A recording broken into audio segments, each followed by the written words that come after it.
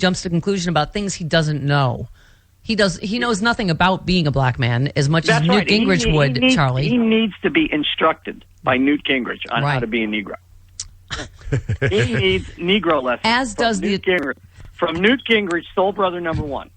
As does the Attorney General. He said, I'm saying the Attorney General has given speeches that are divisive, and I'm suggesting to you this is a tragic lost opportunity. You would think that 6 years into the first African-American president, there would be a sense of community among us of coming closer together. You would think that, wouldn't you? I wonder why there isn't. Because the president is not doing it right. Yeah, I'll tell you why, because the president's not black enough for Newt Gingrich. That's right. Oh, boy. So then Schieffer brings up Steve Scalise, the unpleasantness, as we like to call it. Sure. Yeah. And Gingrich says... Representative Scalise, why do all your tablecloths have eye holes? And of course... That's like Novocaine, that joke. It's slow acting, but it always works. Yeah, it does. And by the way, Newt Gingrich, echoing the talking point that we should get over this because this was a long time ago, brought up, of course, Reverend Wright. Well, you knew that. I mean, that got to work out all over the shows. You knew that was coming. Yes. Yeah. Yes. And then they, as Chris and I said yesterday, we played the soundbite. They trotted out Mia Love. Yeah. Well, I'm telling you, she's taken to her new her unofficial new job very well. Yes. Being the female J.C. Watts. Yes.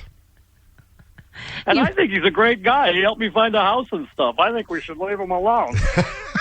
Yeah, there's no such thing as housing discrimination because he helped me find a house. That's right. That's right.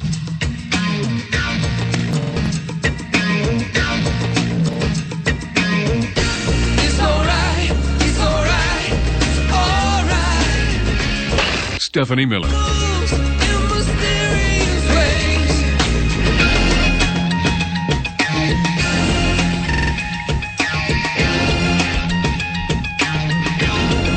It is the Stephanie Miller Show. Welcome to it. 51 minutes after the hour, 1-800-STEP-1-2, the phone number, toll free from anywhere. Sue in Rockville, Maryland. Hello, Sue. Good morning. Hey, good morning. Good morning. Two things. First of all, Megan is indeed in jail. He surrendered himself in September. Yeah. So you have a collector's. I am pissed. I think he's going to be that way for as long as his 10-year sentence until it's commuted. Yeah. Get the ass moving to New Orleans. I understand what the previous caller said, and I totally understand his furor. Mm-hmm. But yesterday in Colorado, an office of the NAACP was firebombed, and the suspect is white. And we have to understand that corporate media, there are no white terrorists, there are no white criminals. Yeah. White people, go out and do whatever you want to do. In New York City, the cops are having a slowdown because they're still having a hissy fit. Yeah, an IED was detonated against the exterior wall of the NAACP in Colorado Springs. I'm gonna guess there was not one mention on Fox News of this. And you're right, I'm no Jessica Fletcher, but oddly, it was a suspect described as a balding white male, about 40 years old. Who could have seen that? Carl Rove. Yeah. I think it was Carl. I think he's just tired of being called Turd Blossom. But you understand. So if Clive Bundy and his people train guns on federal offices, that's personal. That's resistance. That's allowed. Yeah. The KKK firebombs people. If doctors, if Bill O'Reilly is abetting murder by calling for the murder of abortion providers, Tim McVeigh was just misunderstood, for Pete's sake. Right. I mean, if you're white, you get a free pass in this country. If you're, and if it wasn't for Twitter at this point and other social media, no one outside that local area would know that had happened. I know. I started seeing it on Twitter yesterday, and I turn on the news. I'm like, nope, that's not mentioned anywhere. Right? That's why. Yeah. That's why everyone has to listen to the Stephanie Miller Thank Show. you. Why? Thank you. Thank you for bringing it back to me. Of course. All right. Goodbye. That's everybody's job. Yep. Here, and this is something you never would have seen coming, Chris. He may be driving the suspect in the NAACP bombing. He may be seen driving a 2000 or older model dirty white pickup truck. Of course. Even his pickup truck, of course, white. Yeah. And dirty. With paneling and a dark bed liner and an open tailgate. Was there any reason, is there any chance it was not going to be a balding, white, middle-aged male driving a dirty white pickup truck with the tailgate? Especially Not really. Colorado Springs, which is the most I don't mean to racially city. profile. I'm just saying, I would look for a bald white guy with a dirty pickup truck. Yeah. Okay. Let's go to Sakib in Chicago. You're on the Stephanie Miller Show. Hello. Hi, how are you? Good. Go ahead. First-time caller. I'd like to be the official general dentist and American Muslim of the Stephanie Miller Show. Yes. I wanted to be a dentist, but go ahead. Yes, I really just wanted to give my perspective because I consider myself to be a practicing Muslim, and the whole interpretation of the imagery. The concept really in mainstream Sunni Islam is that you can't have any depictions of the Prophet, and the concept really comes from the like in pre-Islam, everything was about idol worship, right? So Right. Basically, in Arabia, they all just worship idols all the time. So any imagery is not allowed because Sakib, is it okay? But isn't it that's what I thought I read is that it's an imagery of anybody living because it encourages idolatry, right?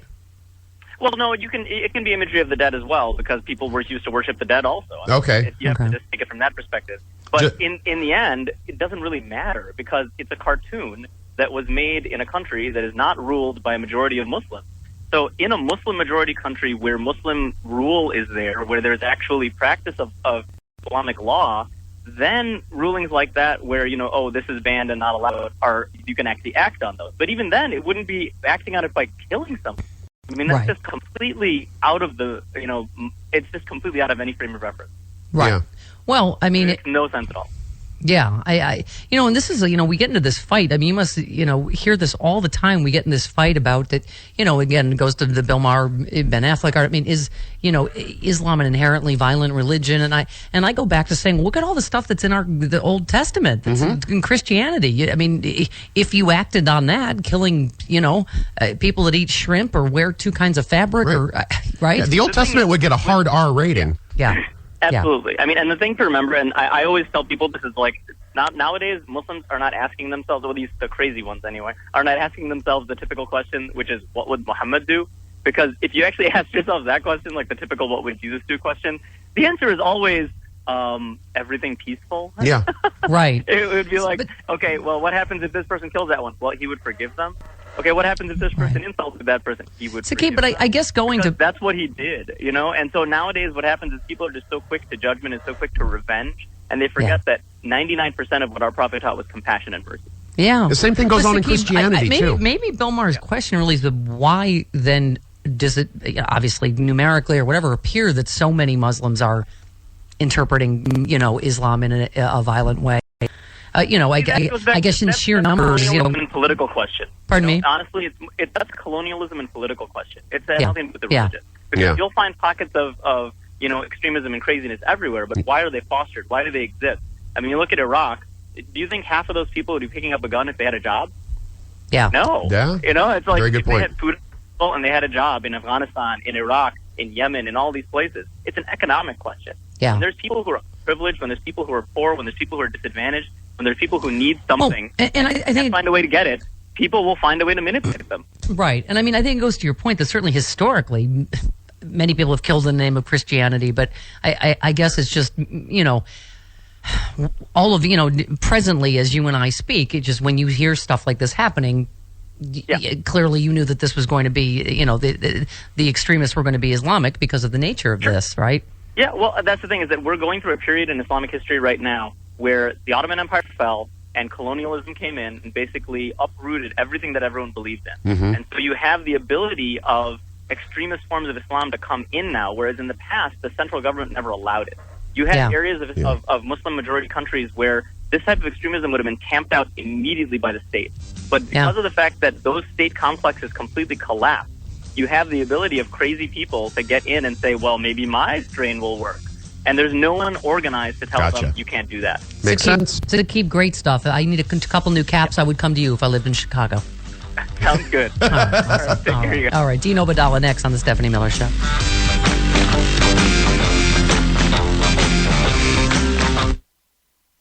Hi, ma'am. Look at the pretty gal. Tina covets Max. Yes. Tina Dupuis live in studio with us. Very, very exciting. Out here in Los Angeles. Max. We're in love. Isn't Mac handsome and romantic? Doesn't it look like the Eastern Seaboard just pulls up behind you? Just a snow front is just moving behind Tina Dupuy on Free Speech TV. I was like, why is there a polar bear? Oh my goodness, it moved. He's a go. What a pretty boy. I have forced John Fugelsang to take him for a walk in Central Park with me in the winter, or as John called it, the Iditarod. Max and Fred just dragged him both. Mm-hmm. We are all magical circle of love here. We're all friends. John Fugelsang, who just made his big announcement, new show on Sirius XM. New channel on XM. 121. Amazing. Insight 121. There you go. NPR with jokes, which is what I thought this show was. Yeah. Right. Very exciting. John Fugelsang will be doing a show 2 to 5 p.m. Beginning Monday. Beginning Monday, this coming Monday. So Tina, exciting. you had all sorts of. Every time we talk to you, we find out something weird and random about you. Yeah, that's. I have a lot of weird and random things, actually. Yeah. Yes. Which random weird thing were you referring to this which time? one? Oh, because she was saying that that John Fugelsang's wife was supposed to do the alterations on her wedding gown. She did, yeah. Oh, she did. She did the alteration. She made my veil and she did the alterations to my wedding gown. Wow. Yeah, no, we go way back. I think she keeps bringing up her husband and a marriage just as a way to, repel me before the Happy Hour podcast. Right. Buzzkill. Anyway, Tina, Mrs. Whoever. Even Lisa Bloom didn't shove it in my face this way. You have something on your teeth. I do? Yeah, you do. Okay. Yeah, you're going to win over Tina that way. I've already further repelled Tina Dupuy. Kind of depends in on what what's little in slim between to with your none teeth chance there. I had.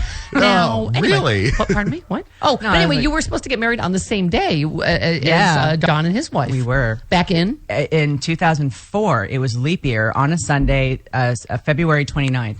And that was the day that everybody was going to get married, just not all to each other. And then I backed out at the last minute. Wow. Yeah. And And then all my husband's friends were like, she's not serious, dude. She's not going to marry you. She's just messing around. But you did marry him. You've been married?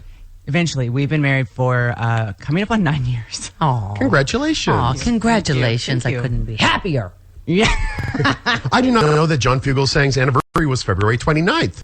Wow. Leap day. Wow. He Yeah. took a leap. Leap He took a leap. Productions is the name of his company. Yeah. Okay. Yeah. Anyway, so we're thrilled that you're out here with us in Los Angeles. Tina will be taping the Happy Hour podcast with us today because she goes back to New York, and that'll be available this weekend as always. And it's bound to be a laugh riot. Yes. It's filthy, by the way. Did we warn you? Oh, fantastic! No, I'm pretty sure that was part of the invitation. It's Yes. filthy. Please come. Well, we don't talk just about politics, life stuff, because nobody has more fascinating life stuff. I'm the one that just throws in the gratuitous swearing for no reason. Oh, good. I will try to drag you into it. Awesome. And what things did we save? What horrible things we did to our penises last year, and man admits to oral sex with horse. Awesome. Those will be two Okay, good. the topics that we will, All right. Yeah.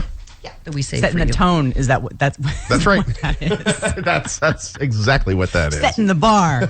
There you go. All right.